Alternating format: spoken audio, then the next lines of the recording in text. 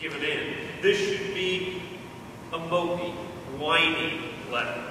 As Paul talks about how everything he's tried to do has failed, and you guys are awful, and I give up. This is, I have been hoping that Jesus was going to make everything great for me. And look, I'm in jail, and I'm going to die, and everybody hates me.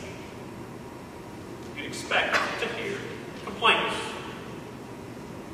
But that isn't the tone of this letter at all. That's not how Paul talks, because here at the very depth of his life, he's coming up towards the end. He is in jail. He is under attack. His life has been torn apart. He can see his ministry is about to be over. And Paul seems content, satisfied. He is at ease and at peace, even in the face of all that trouble that is consuming his life. And not only that, but he is sharing that ease, that peace, that sense of unshakable strength with the church at Philippi. He is congratulating them. He is building them up. And all of the trials he's undergoing are like nothing to him. He goes so far as to tell this to the Philippians in verses 29 and 30. He says, and here he's talking about God, He has graciously granted you the privilege of not only believing in Christ, but of suffering for Him as well. Since you're having the same struggle you saw I had, and now here I have. He has granted the privilege of suffering for Christ. Who wants to hear that now in this society? Who wants to go to a church that talks about enduring difficulty, enduring suffering? Yeah, we want to hear how we're going to put that behind us, how that's never going to trouble us again, and how we're going to move on into a life of wonder and freshness and goodness. We want to get past it. We've cast it behind us because suffering, you see, is a sign that we are failing. And we don't want to fail because we are all winners. Right? That's the point of faith, right? Well, no, it's not. That willingness to sacrifice, that willingness to give of ourselves is the point of Christian faith. That willingness to endure sacrifice and to embrace what it means is the heart of Christian faith. And there are reasons we struggle against it. We've come to think that suffering or accepting suffering means we are somehow weak. We're squishy. We're just, well, you claim to like suffering because you're just a failure and you're trying to, justify yourself. But Paul wasn't. Paul experienced that suffering and was strong in it. Experienced imprisonment and was unbroken by it.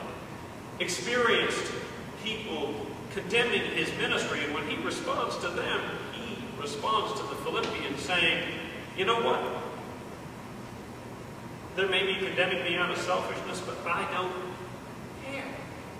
As long as Christ is proclaimed, it's all right. He is at ease. Sacrifice is also necessary. Necessary if we are to claim ourselves as Christians. Because the moral foundation of the Christian life is love for the other. Not romantic love, not friendship, but self-sacrificing love. Love where you yield up to that other person, that agape love that is the foundation of everything we do. It is our moral core. And if you don't have a little bit of sacrifice, if you're not willing to give up a little bit of yourself for someone else, if you're not willing to let go of yourself a little bit, you can't claim to be Christian. Because that's the rock on which we stand. Sacrifice is another thing. It is something that we personally do. It is not something that we make a point of demanding of other people. It is a personal thing that we do, not something we demand. If you're sacrificing as Christ does, you don't say, you know, the problem here is that you're not loving enough. You're not sacrificing enough. You need to sacrifice a little bit more. You know, show me your sacrifice to me. That isn't how it works. That desire to give to the other has to well up from within you. You have to be willing to give. You have to be willing to model that Christ-like giving to others, that Christ-like sacrifice. Bear witness to it. And let those actions speak to others instead of demanding that they yield their sacrifice to you.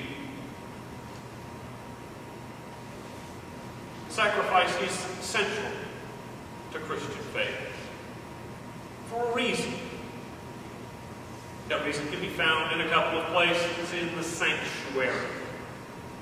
What is the symbol that tells us of that sacrifice? Now, I'm not just asking a rhetorical question. Is there anywhere in this sanctuary where you might be able to find a symbol to that sacrifice? Anybody? I've got people above me. Yes. That willingness to give in love of herself up until and to and past the moment when your mortal life ends is shown to us in the cross. Then willingness to speak in love and not have that love be broken even at the height of human suffering, at the greatest level of human faith. That's what Christ teaches us. The cross. That's the heart of our faith. That's why we have those pictures like that sitting in every Christian sanctuary to remind us of the centrality of sacrifice. And because that is the heart of our message, Christian faith is countercultural. It is something that pulls against the parts in our culture that say, give up nothing, seek everything for yourself. It fights against that desire we have as human beings, and we all have it. I have it. To have things, to have power, to draw the whole world in so it revolves around me. We all want that. But that's why we keep symbols like this here. That's why we keep reading the stories of Christ's sacrifice. To remind us that a world in which no one will give up to another is a place that was broken. We keep the cross in mind because we know that in the cross and in a life guided by that form of sacrifice, where we are willing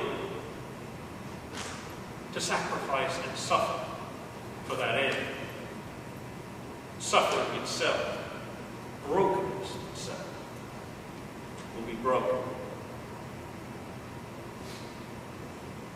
Set for ourselves.